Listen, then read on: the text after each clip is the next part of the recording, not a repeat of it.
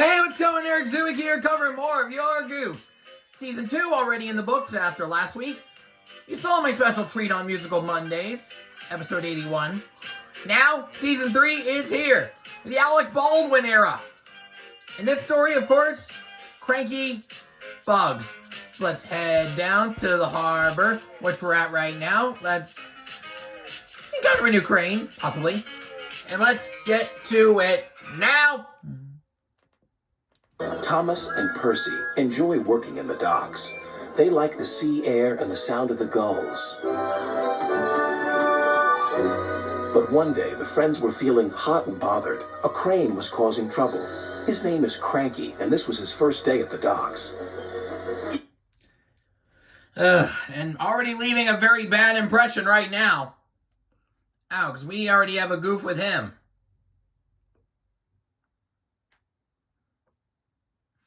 And his face, and the face mechanism is basically, his face mechanism is basically visible over some reason. And there's a gap between his face and right eye. Talk about a 2 for debut. "You're useless little bugs," he called from above. "If you put these freight cars on the inside lines, then I wouldn't have so far to travel." "Rubbish," said Thomas. "No crane has ever complained before." "Well, I'm complaining." Wait a minute. Thomas's smokestack is white when it should be black. "Now." And Cranky banged his load down on the quayside. Flatbeds disappeared. And Thomas's dome is crooked.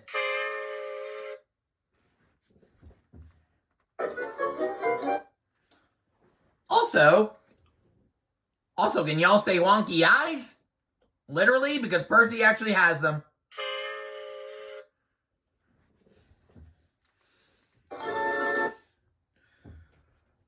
Gordon's buffers are crooked. So is his middle lamp iron. And James's brake pipe is actually crooked. Later, the two engines met Gordon and James and told them about Cranky. "Cranes are airy-fairy things. They need a lot of attention, like me, in fact," said Gordon.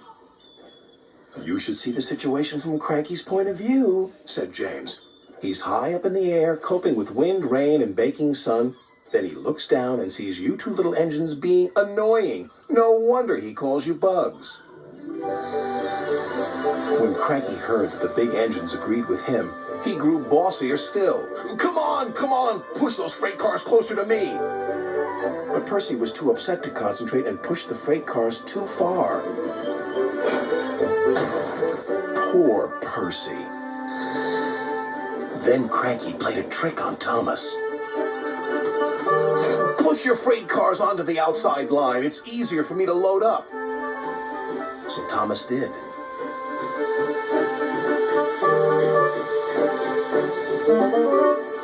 But Cranky left the load. Apparently there's a fiddle track act that's not very visible. I guess that's how he maneuvered. For anyone who's wondering. Back to the story. It's beside the freight cars, not in them. "You must have known my arm can't reach you there." Yeah, he's basically complaining, but apparently he's actually laughing at Thomas. Complained Cranky. This mix-up caused confusion and delay. Sir Topham Hatt was most upset. "Thomas and Percy, this new crane has an important job to do. I have heard that you have not been helping him today. You will go to your sheds and consider how you will improve yourselves tomorrow." Now Thomas and Percy were upset too. For one record, Fat Man Can't See, they've already proven improved. But they've been ratted out. Yeah, you'll see the reveal in the video later on. That evening, a big stock footage. They're not even at the sheds.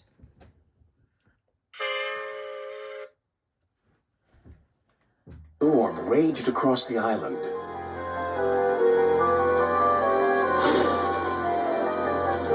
Cranky and the engines were trapped at the docks. We're sure to be sick. Now, I think Michelangelo's version said big engines, but I'm pretty sure Duck is not a big engine. And Cranky changed locations. In this shed, said Duck. But he was wrong. The engines had no idea they were about to be put in great danger by an old tramp steamer. It was out of control and running aground, straight into the sheds.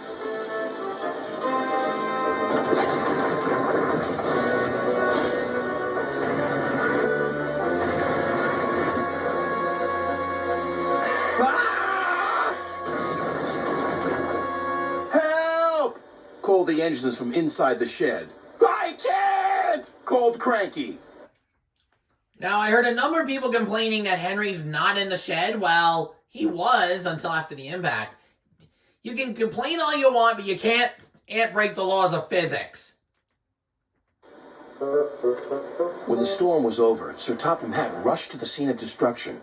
Thomas and Percy will help you, he called to Cranky. And then you can help the engines. Oh, please hurry, cried Cranky, and tell them I'm sorry I was rude to them. So it was you, murmured Sir Topham Hatt. I owe those engines an apology. Told ya. Thomas and Percy soon came to the rescue. And it wasn't too long before Cranky was upright again and clearing the wreckage. At last, all the engines were free. Oh, thank you, said Gordon. What would I have done without you? Well, you would have put your lamp on the lamp iron post, for one.